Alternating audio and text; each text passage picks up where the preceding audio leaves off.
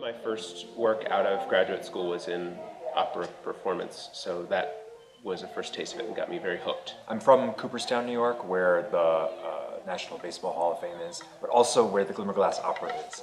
And so from, like the time I was 6, my parents were taking me to the opera, and so I always really loved it.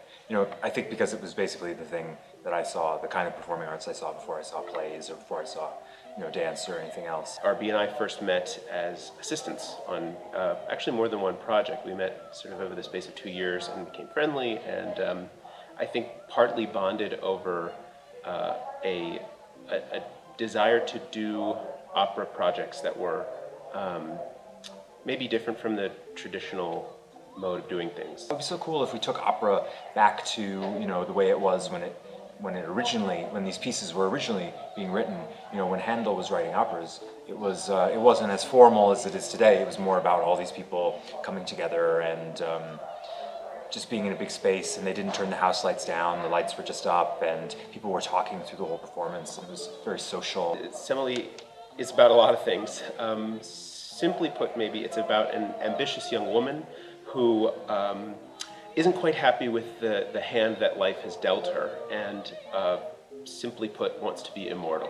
The whole crisis of the show is that Semele is so outspoken and brazen about how she wants to get off of the earth and become an immortal goddess, and she does that by seducing the king of the gods, and is punished for it. The way that she attains to immortality, or tries, is to be tricked by Jupiter's jealous wife, Juno, who says, well, if you can only get Jupiter in the throes of passion to show you what he really looks like as a god, not as one of these shapes that he shows you, then you'll be immortal. And so she gets Jupiter so worked up and so excited for her that he'll agree to anything she says. And she says, all right, good, show me what you look like as a god. And of course, it ends with her in flames, because you can't look at a god in ancient Greece. We're just trying to tap into the emotional realities of the characters and try to figure out, what makes them really real and relatable and exciting and enticing and upsetting. That I find really interesting and exciting is we are, the members of the orchestra, the string players, are using the Ithaca College's collection of original instruments, or at least historical, authentic instruments with the older bows.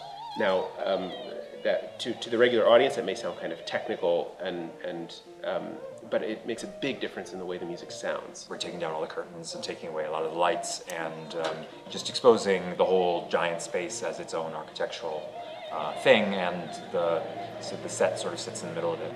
The music of, like all of Handel's music, Semele is full of a huge range of things, but I actually think this is exceptionally colorful music for Handel, and shows unbelievable dramatic, emotional, technical range. It's pretty rare that this piece is produced and that people get to see it, so it's a very unique thing that's going on here. I think Semele is really a kind of neglected masterpiece. It's not that it's never ever done, but it's not done enough for how good it is. So what I'm trying to deal with here with the cast and with the musicians is, what is the story? How does it resonate today, and what does it mean? What's the most relatable thing about it? To take it away from being just something about, a myth, something fake, and instead cast it as something very real and very relatable, and ultimately very moving.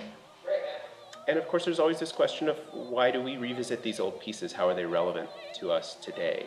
And Semele is not lacking those resonances. I think it's a piece about ambition. It's a piece about, in a way, class and people wanting to elevate themselves but not being able to. The forces of nature, in this case, sort of the structure of gods and men, kind of keeping them from achieving their goals. And so it's a complicated tale, and I think something that people will see a lot of resonance with contemporary life